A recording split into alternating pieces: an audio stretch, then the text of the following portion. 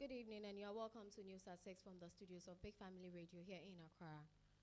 Coming to you in the local news, the road minister has outlined major reforms to road fund management. The minority leader, Honorable Afenyo Maken, has urged National Health Insurance Scheme to cover hepatitis B and end the silent destruction it causes. In the international news, Michael Cohen has slammed Speaker Mike Johnson for early House recess, saying that it's a lifeline amid Epstein files uproar. Former AU ambassador has urged African leaders to end corruption and foreign exploitation. And in the world of entertainment, Nana Echampon has come out to say that accepting Daddy Lumba's death has been very difficult for him. You can watch us live on Facebook at Big Family Radio, Instagram Big Family Radio, YouTube and TikTok at Big Family Radio and Big Family TV. You can as well download our radio app on the Google Play Store on Android and App Store on iOS. Let's go for a quick commercial break, and when we come back, I would give you the details of these stories and more.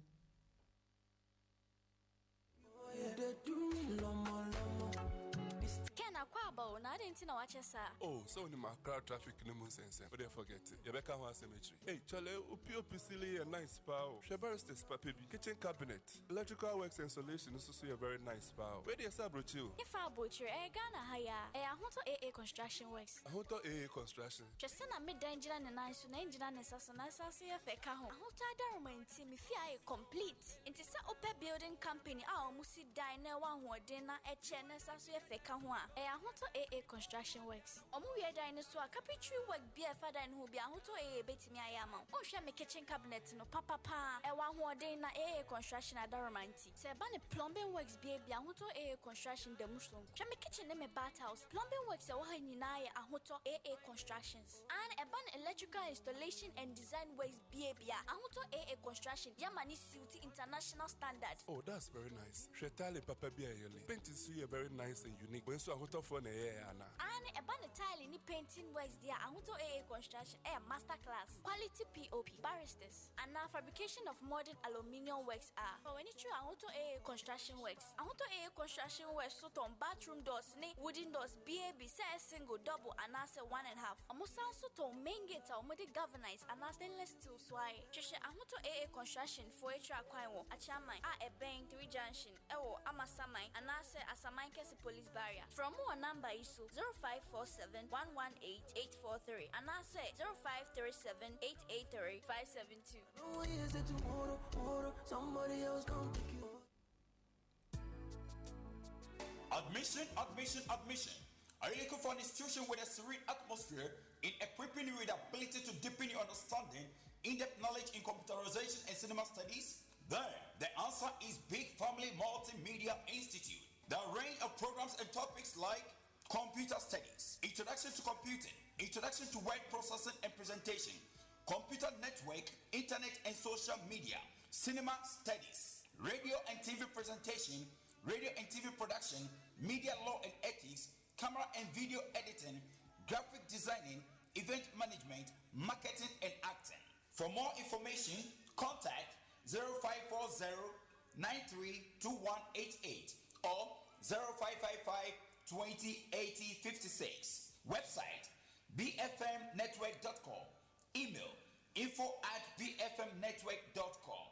Enroll now and experience the difference. You are listening to Big Family Radio. Big Family Radio. Obiase Eye. You are welcome back. My name is Astako Siagbubli. Now the details of the story, starting with the local news. The Minister for Roads and Highways, Honorable Gavin Kwame Agboza, has delivered an update to Parliament on the current state and future direction of road construction and rehabilitation across the country.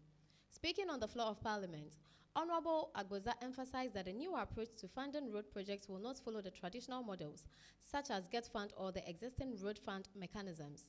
He explained that while Get Fund may be involved in awarding contracts, the road fund will strictly be used to finance specific activities determined by the road sector agencies, namely the Department of Feeder Roads, Department of Urban Roads, and the Ghana Highway Authority.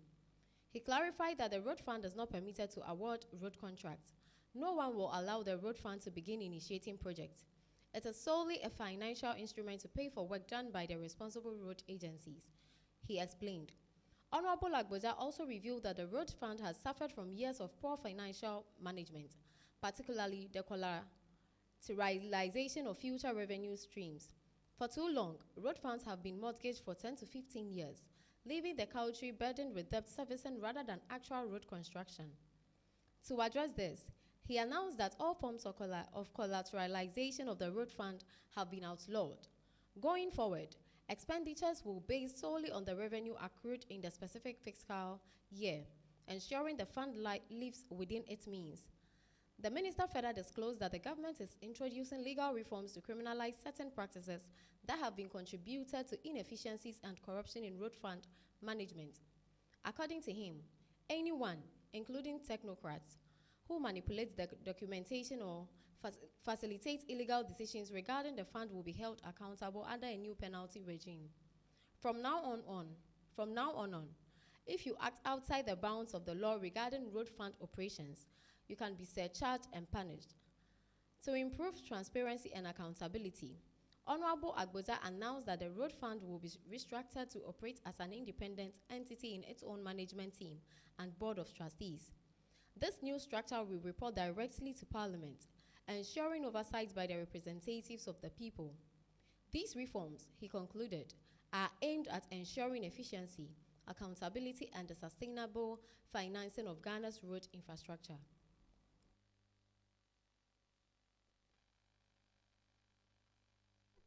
The regular formula like Get Fund and Road Fund. Because today, Get Fund awards contract and other things. The Road Fund will not, is outlawed from awarding road contracts. Road Fund will only pay for activities that are determined by the agencies under the Road Ministry. So no one would allow Road Fund to start awarding road projects. They are only a fund to pay for activities that are carried out either by the road, highway, feeder road, and urban road. That is one. Mr. Speaker, the Road Fund also suffered over the years with extremely bad financial management, i.e., people go and then just collateralize road fund and take money for 10 years, 15 years. So anytime the time is due for the finance minister to put money in the road fund account, that fund is rather spent paying for the interest of loans you've taken. We have outlawed any attempt by road fund to collateralize any section of that money. The money must entirely be spent on road activities of that particular year. So road fund will no longer have the ability to borrow money or to collateralize. That is not the intent of the road fund.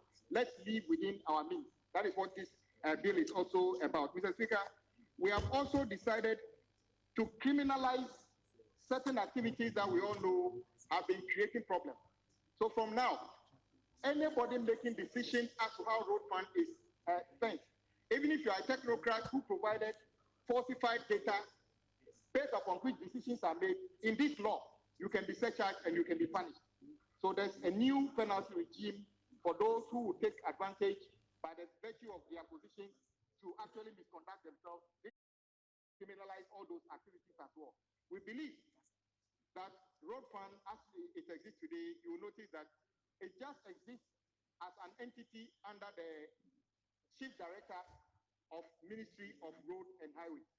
We are creating a fund that will have its own management structure, its own board of trustees, and will be accountable to the people's representatives in Parliament.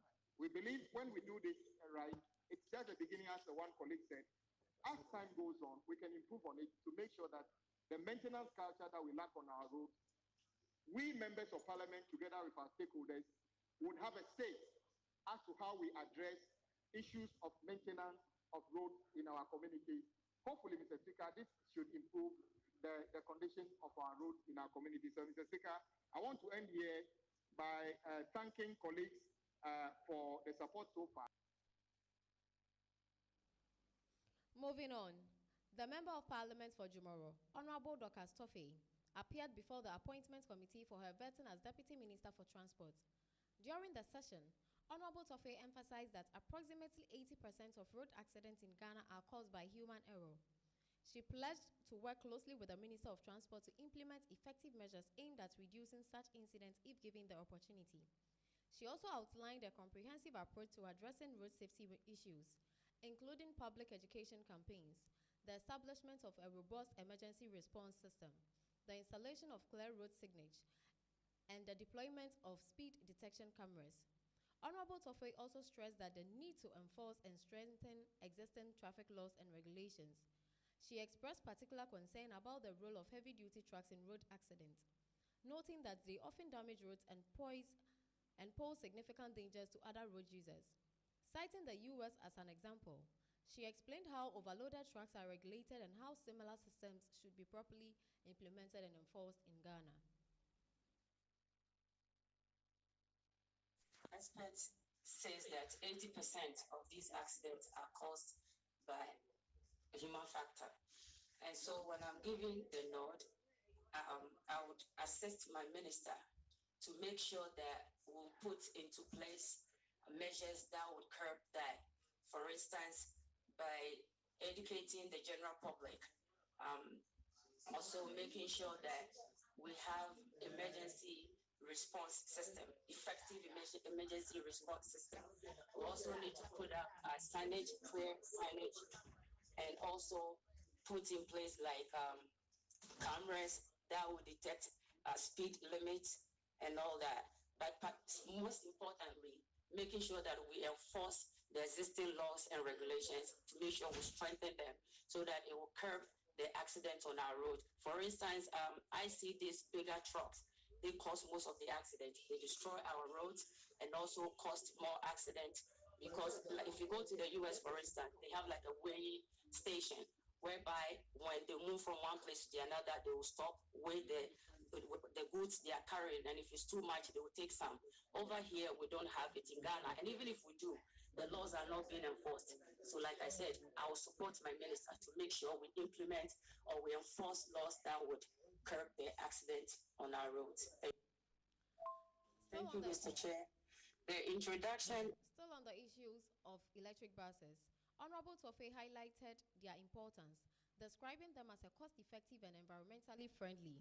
She noted that although hundreds were ordered, only 10 electric buses have been received so far, with only 4 currently operational. The remaining 6 are facing electrical and charging challenges, which, according to her, the minister has already addressed. She further mentioned that educational campaigns on the use of electric buses have so far reached 13 regions. If confirmed, she pledged to support the transport minister in extending these awareness campaigns to the remaining regions.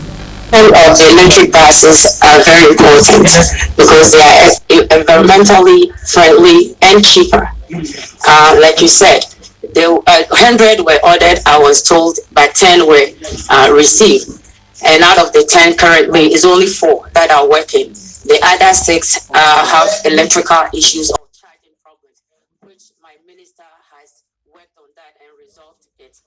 And so it's a very good initiative. Education has taken place. 12, 13 regions have had that education. And so when I'm giving the nod, I'll support my sector minister to make sure that we visit the rest of the regions and educate the public because it's cheaper, like I said, and it's also environmentally friendly. Thank you. To end the local story, the minority leader and member of parliament for Efutu, Honorable Alexander Kwamena Afenyo-Markin, has raised serious concerns about public health efforts surrounding viral hepatitis in Ghana.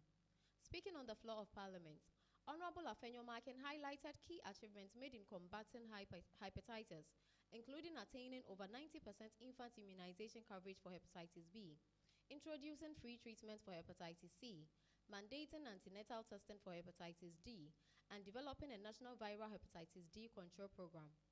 However, he cautioned that frameworks and pilot interventions alone are not sufficient. He noted that Ghana has yet to introduce the hepatitis B birth dose vaccine or make the hepatitis B immunoglobulin, which is the HBIG, freely available or subsidized. According to him, these gaps are leaving the most vulnerable behind, allowing virus to continue its silent destruction. Too many Ghanaians are still dying from hepatitis B, not because treatment doesn't exist, but because it remains financially out of reach. He stated, Honorable Afenyo-Markin emphasized the urgent need for national action. While community-based interventions are important, He argued that these are not sustainable without national financial support.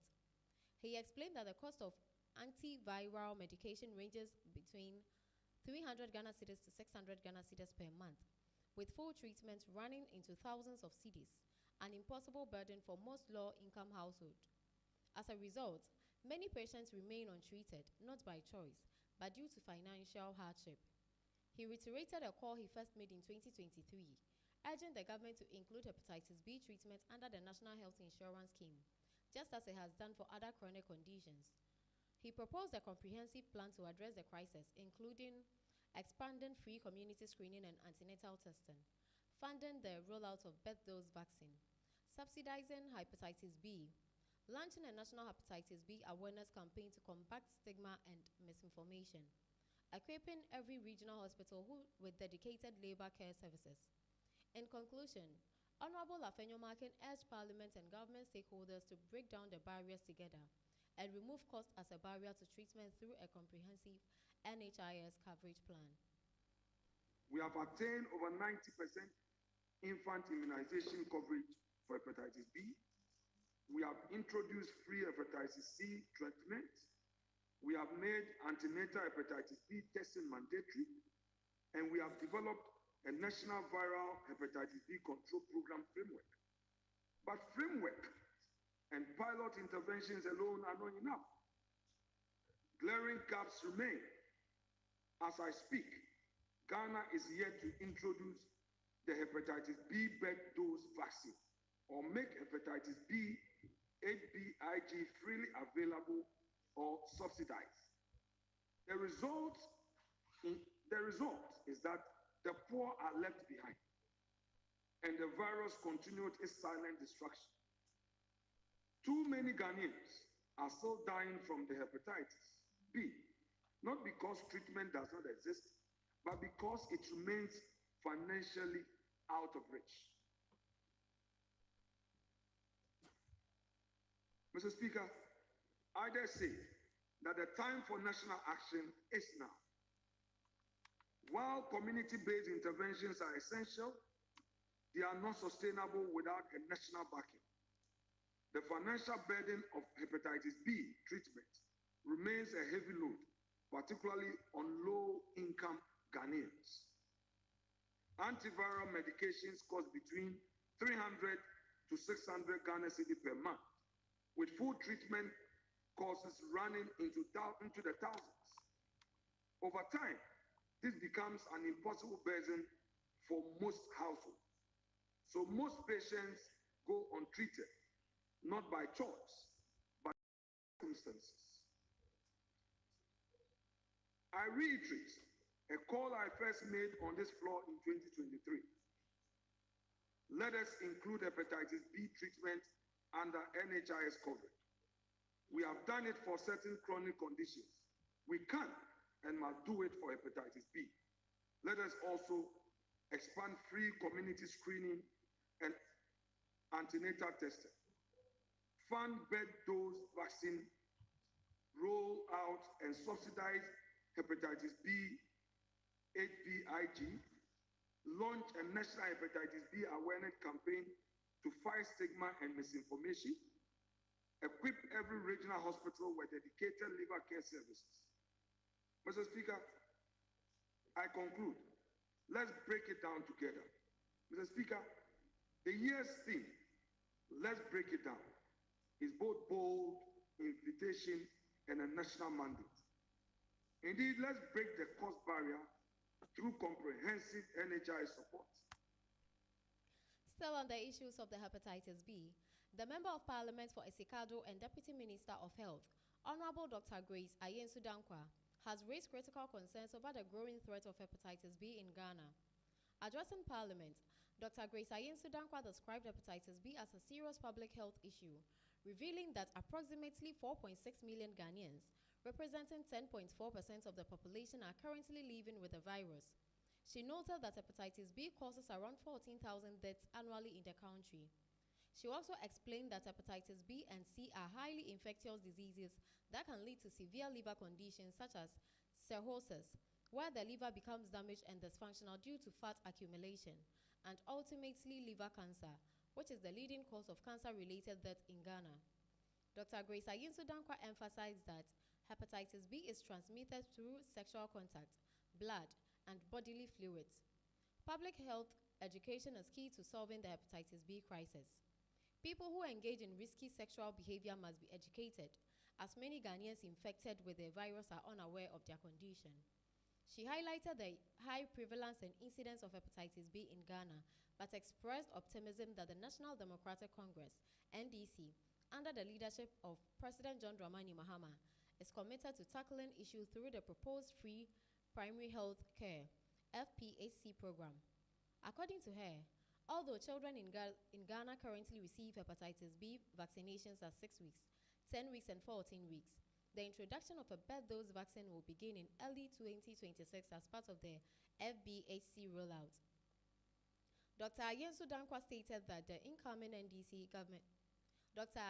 Ayensu Dankwa stated that the NDC government is already working toward introducing this vital birth dose for newborns and expanding efforts to include national surveillance, adult vaccination, and continued public awareness campaigns.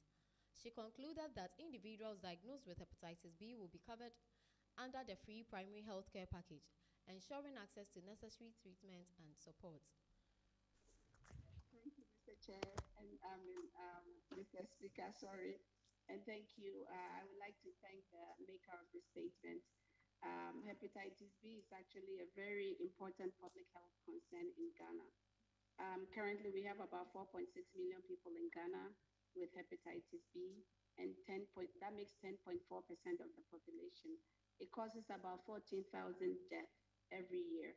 And hepatitis B and C basically are the ones that are infectious. They lead to liver diseases such as liver cirrhosis, where the liver is filled with fat and the liver is not functioning, and eventually to liver cancer. And it is the #1 cause of liver cancer in Ghana. Mr. Speaker, hepatitis B is a sexually transmitted disease. Hepatitis B is spread by blood and bodily fluids. The solution to solving the hepatitis B problem is a public health education. The people who are promiscuous need to be educated. Most people who have hepatitis, especially the chronic type, they don't even know they have it. And a lot of people, the prevalence and the incidence in Ghana is very high. But luckily, Mr. Speaker, it was one of the problems that we had discussed in the NDC manifesto. And the solution to solving the hepatitis B problem would be the free primary health care. Currently, children are getting the hepatitis B vaccine in the pentavalent vaccines. So they get it at 6 months, 10 months, and 6 weeks, 14 weeks, and 10 weeks and 14 weeks. Currently, once the free primary health care program is rolled out, we will be given the birth dose in the beginning of 2026. So the NDC government, under the visionary leader of John Dramani Mahama, is working on the problem. The problem has been identified. He's working on the problem.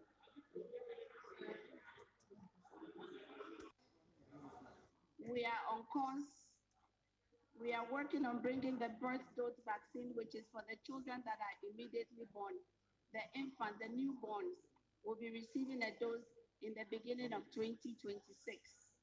Once the free primary health care program kicks in, we will do national surveillance. We will add the hepatitis B vaccine for adults. We will continue public education, and those who are found to have hepatitis B will be included in the free primary health care package. Thank you, Mr. Speaker. Moving on to the international news. Former Trump lawyer Michael Cohen has weighed in on Speaker Mike Johnson's controversial decision to adjourn the House of Representatives early for the summer recess, despite mounting pressure over the release of the Jeffrey Epstein files. Cohen criticized the move, suggesting it was a strategic attempt to deflect attention from growing public and political demands for full transparency on the Epstein case. He argued that by closing the House early, Johnson effectively gave them a lifeline, referring to lawmakers and officials who might face scrutiny if the files were made public. According to Cohen, the early recess buys time for those seeking to delay or control the narrative surrounding Epstein's high-profile connections. He framed it as a deliberate political maneuver to protect certain interests rather than a routine legislative break. But I will tell you what MAGA Mike Johnson just delivered for the president by now releasing the House on an early summer vacation. By the way, at our expense, the taxpayers. Right. What he did is he gave him a lifeline that this isn't going to go on, and they're not going to talk about this all the way till September 2nd when they return. And so it's not now in front of him as it would be tomorrow or Friday or Saturday, because eventually there's nothing else to talk about. House can't do anything. What I would have done, I was speaking with Joe Walsh on my Substack. We do a live on Wednesdays. You know what they could have done? They could have actually stayed in the House. All you need is one member, and they can't close it. And then stay for 4 hours. Let another member come in 4 hours, and then 4 hours. And find a Republican. Find one Republican, two Republicans, 4, 10, because we know which Republicans, especially the MAGA ones, don't want to see this go away. They want to see the file. So what they could have done, get them and then bring it to a vote themselves. Instead, they just lose these opportunities again and again. And again, the Democratic leadership really needs to step it up.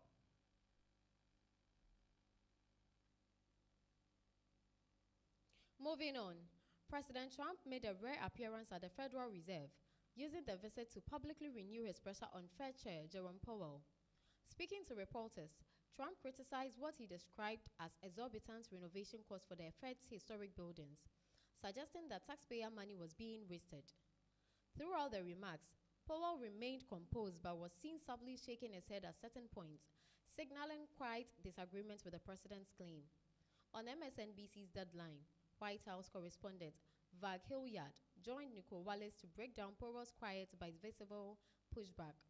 Hilliard explained that while Powell did not directly confront the president in the moment, the gestures reflected ongoing tensions between the White House and the central bank over spending and policy independence. So we're taking a look, and it looks like it's about $3.1 billion. It went up a little bit, or a lot.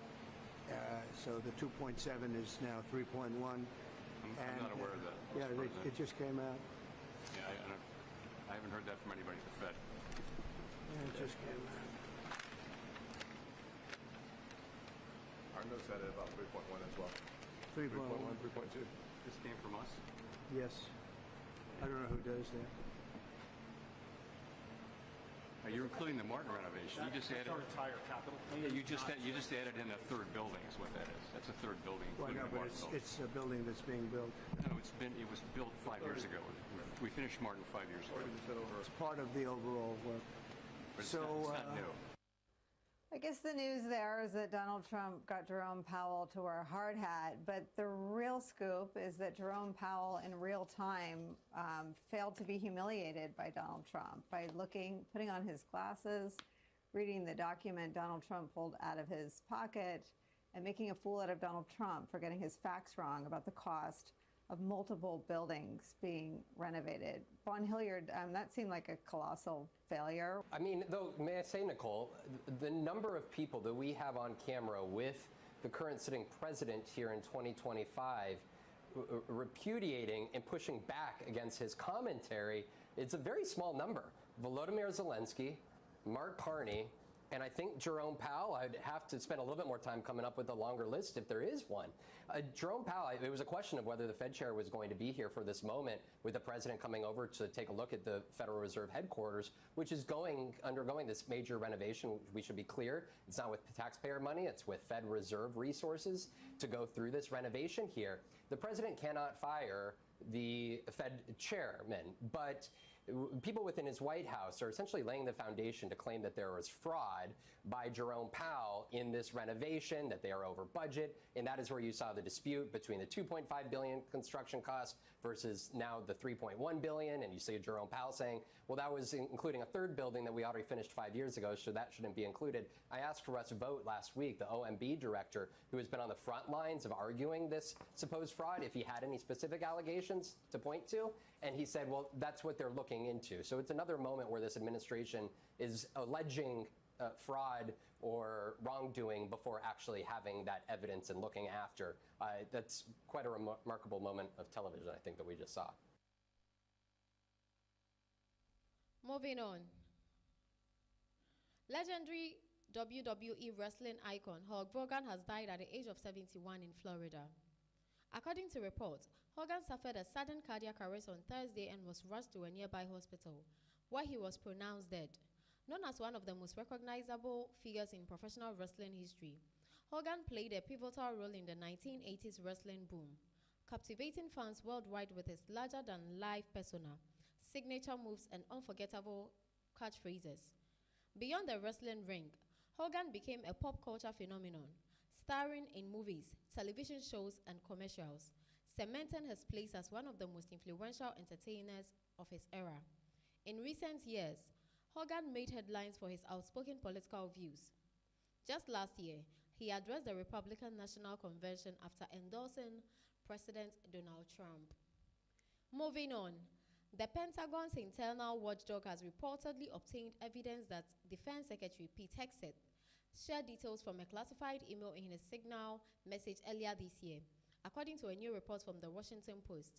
The revelation has sparked immediate political debate, drawing comparisons to past controversies over the handling of classified information. On MSNBC's Morning Joe, host Joe Scarborough and political commentator David French weighed in on the developing story. Scarborough dismissed any attempt to minimize the situation, saying it's not even a close call when compared to Hillary Clinton's private email controversy.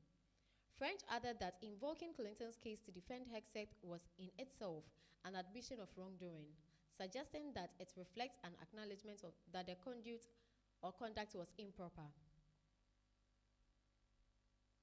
Maybe going back and bringing up Hillary Clinton, talking about Hillary Clinton's emails. I mean, are you serious? Talking about Hillary Clinton's emails? That may be a bad mistake, because Americans remember, like, throughout 2016, people say, well, let's look at that marking. Does that mean it's classified? I don't know if that's what that seemed.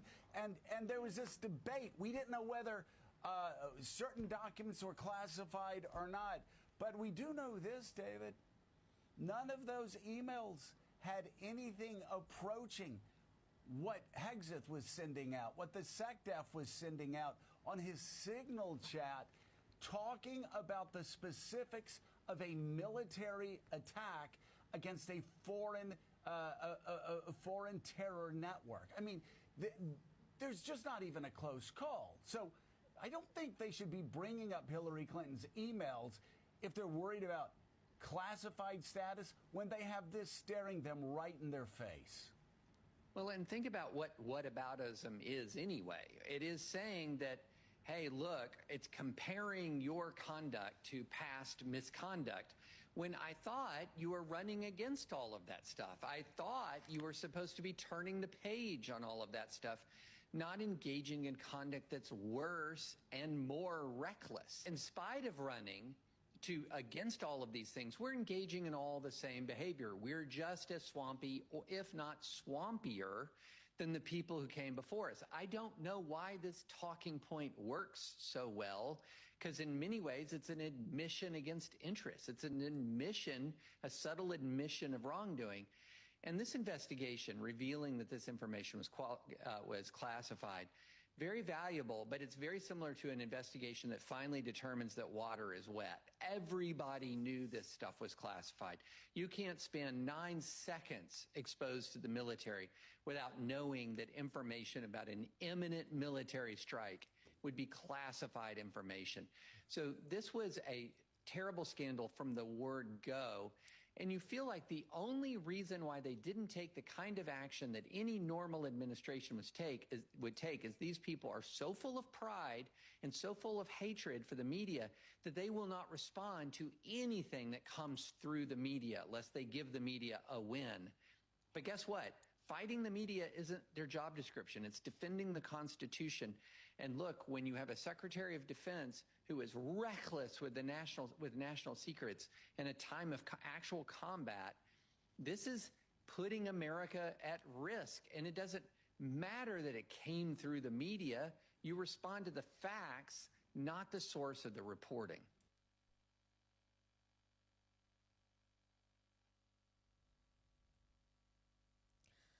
Former African Union Ambassador to the United States, Dr. Arikana Chihomboro-Quayle, has issued a strong call to African leaders to recognize the continent's immense potential in trade and development while ending decades of mismanagement and foreign exploitation. Speaking passionately, she criticized the persistent infiltration of foreign interests, widespread corruption, and repeated missed opportunities that have kept Africa from realizing its full power on the global stage. Dr. Chihomboro-Quayle didn't mince words, saying it is time for African leaders to shape up and take responsibility for Africa's future, emphasizing that the continent's destiny should no longer be dictated by outside forces. In a blunt statement that has sparked debate, she declared, "We are tired of having idiots running our countries in Africa."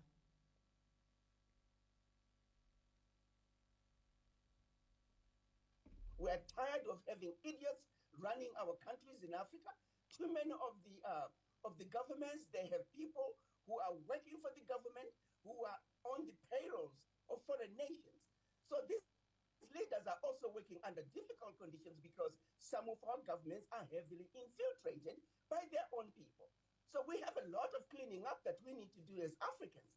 But the leaders need to know, game is over. Young people are tired, and we are counting on them this time to do the right thing. We are rich continent, rich countries with a lot of natural resources, that there is no reason why Africa should not be moving forward, rich as we are.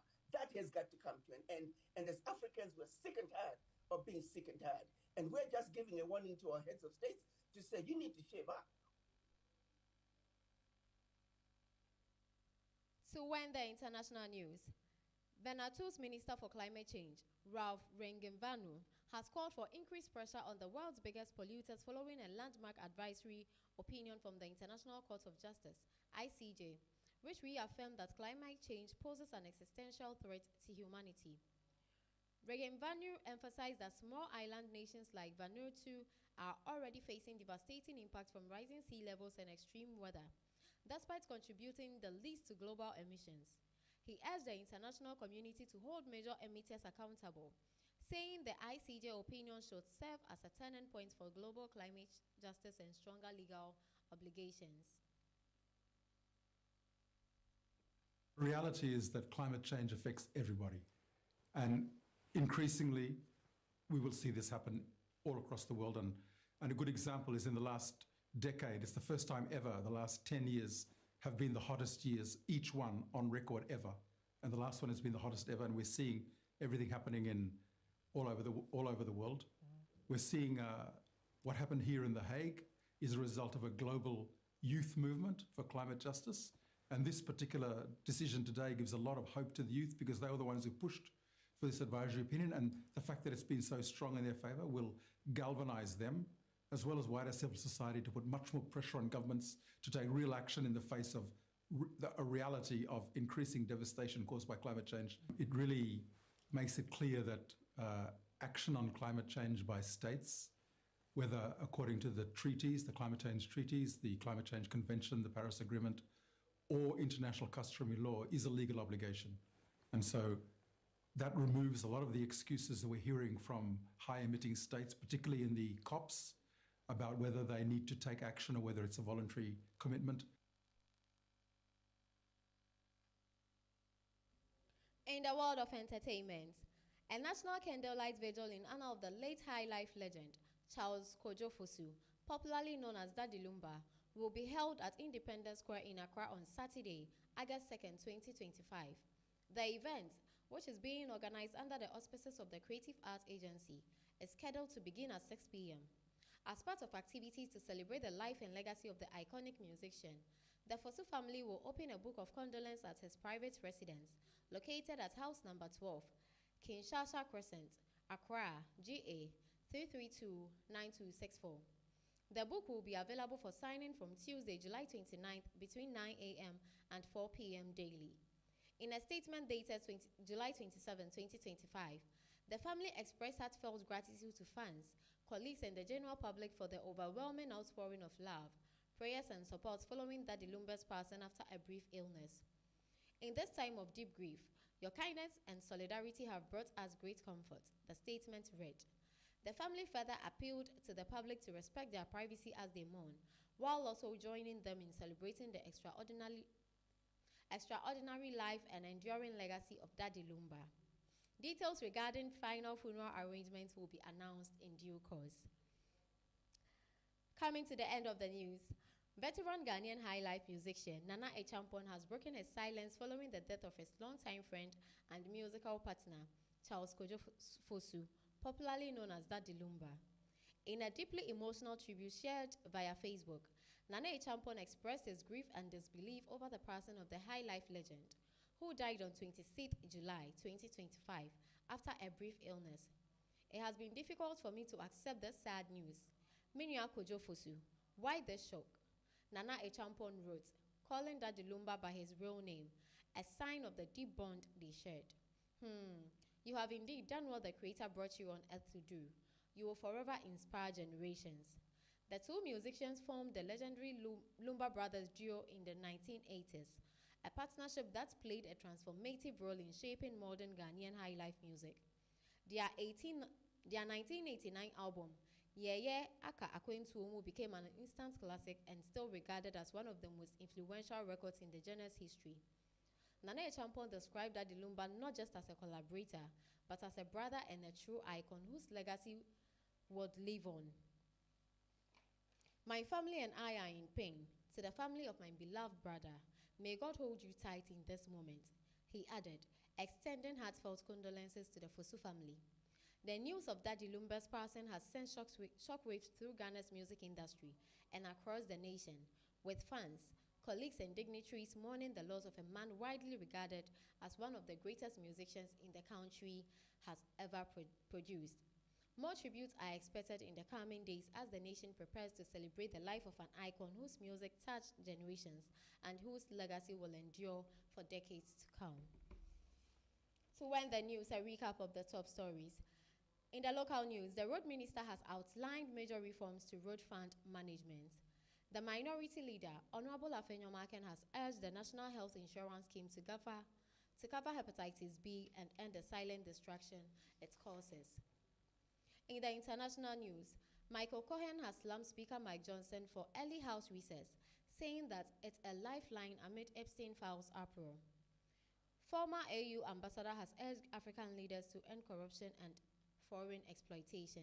And in the world of entertainment, Nana Echampon has come out to say that accepting Daddy Lumba's death has been very difficult for him. So, News at 6 was brought to you by Ahoto AA Construction Works, Center for Trade, Trustees Network Group, Big Family Multimedia Institute, and BFM Store, Ruth Fashion and Deco, Williams Pub, Dim Herbal, MB Cakes and Pastries. You can also follow us on all our social media platforms on Facebook at Big Family Radio, Instagram Big Family Radio, YouTube and TikTok at Big Family Radio and Big Family TV. You can as well download our radio app on the Google Play Store on Android and App Store on iOS. Thank you to my production team, and thank you for watching News at 6. My name is Esther Kosia Gbobli, and have a good evening.